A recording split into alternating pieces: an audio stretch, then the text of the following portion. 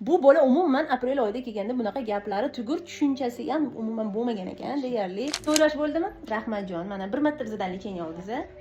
Bir marta aprel oyida kelganimizda shu bola bizdan lecheniya olgan ekan. Gaplari deyarli, tushunchalari deyarli bo'lmagan ekan. Hozir hamma gapni gapiryapti, tushunchalarini bildiryapti. Rahmatjon, assalom qo'y. Молодец. Rusha, голову покажи, bola. Где голова? Нос, ой, молодец, boshini ko'rsatyapti. Молодец. А где носик? Носик.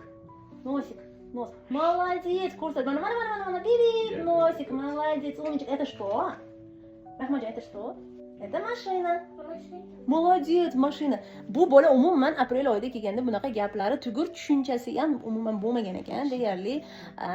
Aylanishlari, o'zini o'qildi, aylanish. Yana qanaqa stimlari bor edi oyisi? Aylanishdan tashqari. Bor edi, keyin yurasti faqat.